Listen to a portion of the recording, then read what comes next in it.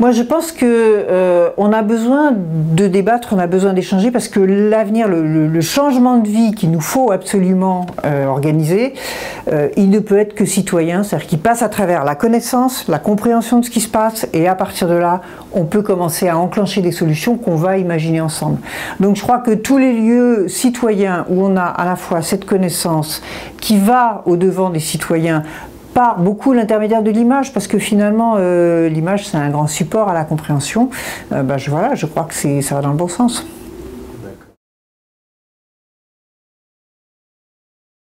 Alors le WWF France, que je représente en tant que présidente aujourd'hui, évidemment est très investi sur les questions de l'océan. Alors on s'est beaucoup focalisé historiquement sur la Méditerranée, qui sur un très petit territoire océanique représente presque 10% de la biodiversité marine. Donc c'est vraiment un lieu important avec d'énormes menaces en termes de pollution, en termes d'exploitation pétrolière, en termes de tas de choses.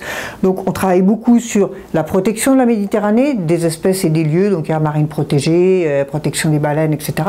Mais on travaille aussi avec les pays riverains pour limiter les pollutions, pour voilà, avoir un autre regard sur cet espace. Après, plus généralement, le WWF France intervient aussi beaucoup au niveau mondial. Là, on a quelques axes très importants. C'est la lutte contre la surpêche, contre la pêche pirate, d'abord, qui représente presque 20% des débarquements, donc c'est colossal.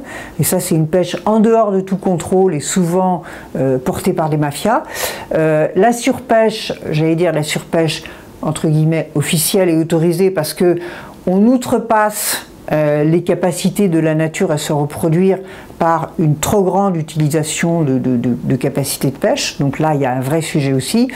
Et puis globalement, la protection de WWF au niveau mondial voudrait arriver à environ 30% de l'océan en aire marine protégée, où là, on offre une vraie résilience à l'océan. On offre à l'océan la possibilité de continuer avec les cycles de la vie, avec les cycles de capture du carbone, avec tout ce qui est fait un océan vivant. Donc c'est vraiment des grosses campagnes.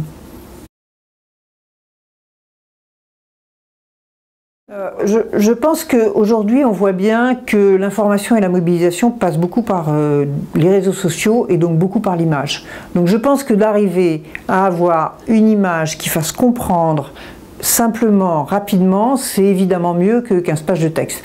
Les 15 pages de texte, il est faux à un moment donné, parce qu'on a besoin d'études fouillées, parce que la science, c'est pas en 3 images, mais à un moment donné aussi, il faut penser à la vulgarisation, au sens noble du terme, c'est-à-dire la compréhension par tout le monde. Et là, je pense qu'effectivement, l'image, et en particulier l'image scientifique, elle est d'une grande aide sur justement ces réseaux sociaux pour pouvoir renvoyer à des choses et d'autres et pour pouvoir amener les gens à partager cette connaissance.